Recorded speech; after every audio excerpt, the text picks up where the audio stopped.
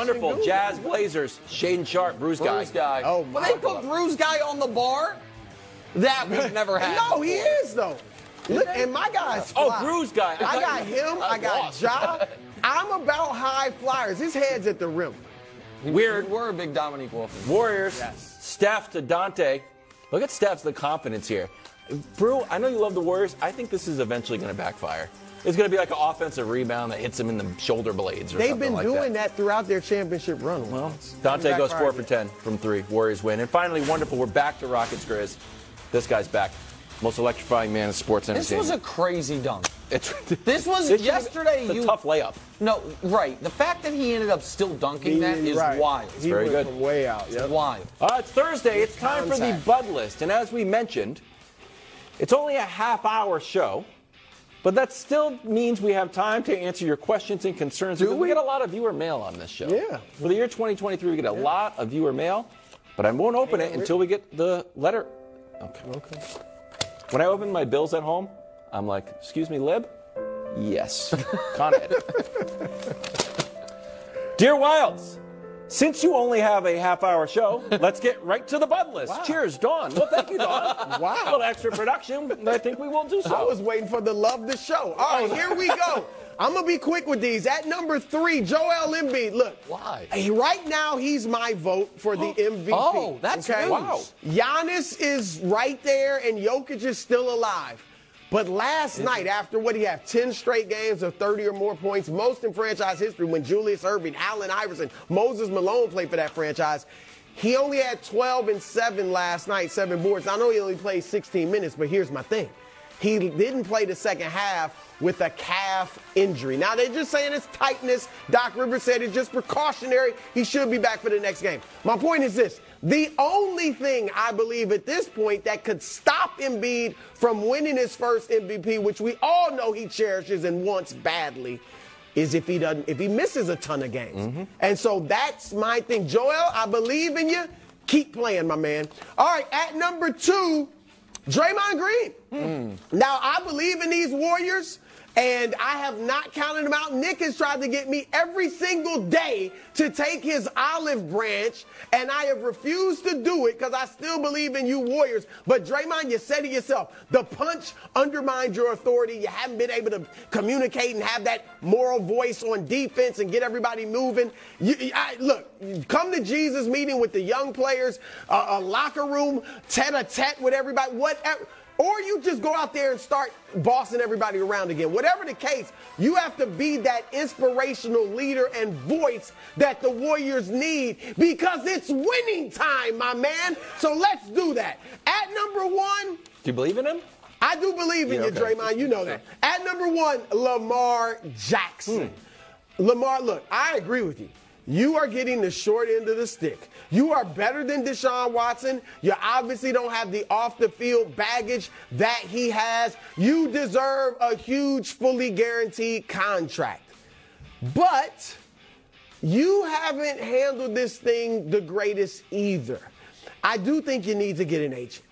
You can't have just random people, even if they know you, calling teams, trying to negotiate. That's what an agent does. They negotiate. They talk to owners by themselves. They might even leverage some other clients or let me do you a favor. I'll scratch your back, you scratch mine. That's what agents do.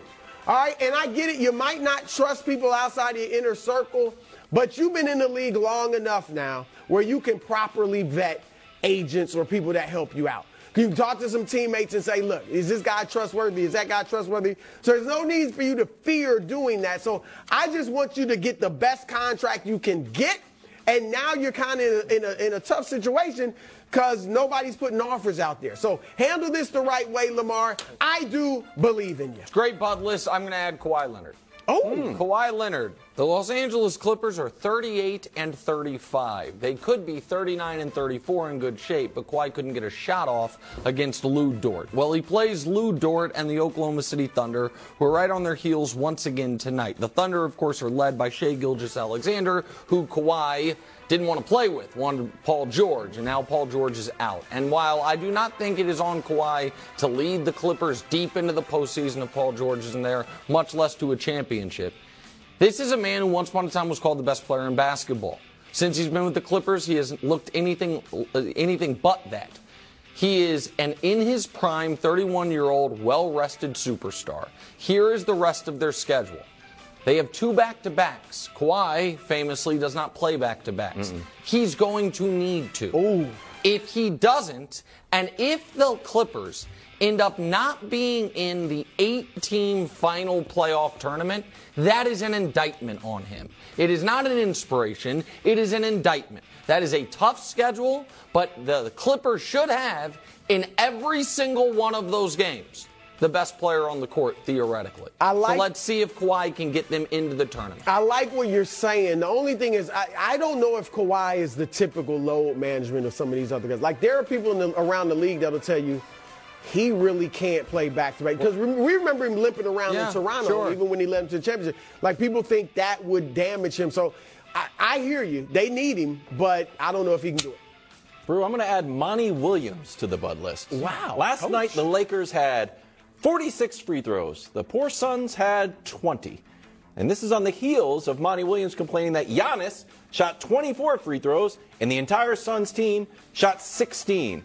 Here's a mashup of the quotes on what he thinks about that. When do you see a game with 46 free throws for one team? Giannis has 24 free throws. It's ridiculous. There's no other way to put it. Okay, here are the stats, though. Josh pulled up the stats. Free throws attempts a game. Suns, 20. Opposition, 30. It's the largest gap in the entire league. And then when you play the Lakers, check this one out. This is from our friends at StatMuse. Do I know anyone at StatMuse? Not necessarily, but we're friends.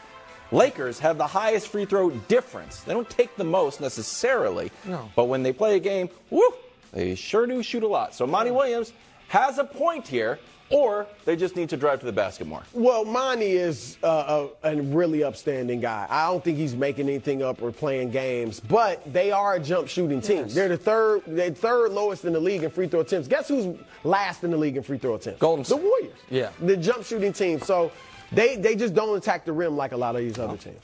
They should. Yeah.